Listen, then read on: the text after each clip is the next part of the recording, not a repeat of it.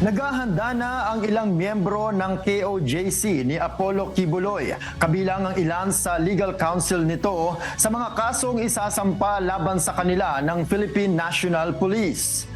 Nauna nang sinabi ng kampo ng PNP na inaayos na nila ang mga dokumento para sa mga kasong obstruction of justice, sedition at direct assault na isasampa nila sa mga miyembro ng KOJC na nagtago kay Kibuloy. Humarang at nanakit sa mga pulis na maghahain ng arrest warrant sa religious leader.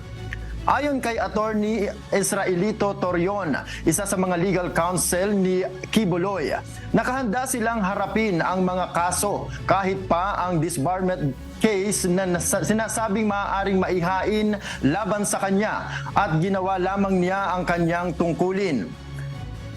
Dagdag pa nito, pakiramdam niya ay gusto lamang ng PNP na gawing miserable ang buhay ng mga miyembro ng KOJC sa pagsasampa ng reklamo. Gayunman, para sa mga miyembro ng KOJC, haharapin nila at sasagutin ang reklamo sa korte. Hataw Balita ngayon. Sa isinagawang Panday Bayanihan Youth Congress sa Maynila, isinusulong ng mga grupo ng kabataan ang lalong pagbabantay sa mga suliranin ng kanilang sektor. Partikular na ang tumataas na bilang ng Human Immunodeficiency Virus o HIV. Kabilang din dito ang pagtaas ng bilang ng mga kabataan na walang trabaho, issue sa kalusugan, mental health at kahandaan sa pagbabago ng panahon o climate change. Tiniyak naman ng grupo na isusulong ang atensyon o pagbabantay para sa mga problemang haharapin ng sektor.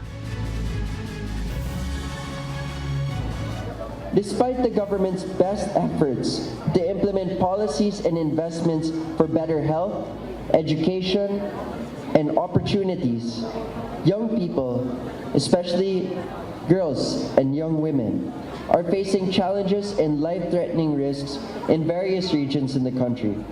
A very glaring example which has been brought up even in our youth town halls is HIV and AIDS, in which the Philippines reported that 28% of HIV cases from 1984 to 2018 were among 15 to 24-year-olds.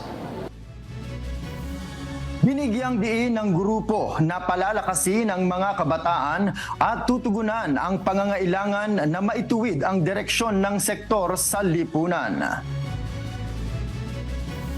Kasi ilan lang ang mga forum kung saan pwede sumali ang mga kabataan para isabi kung ano yung mga problema nila, anong kailangan natin ayusin sa lipunan.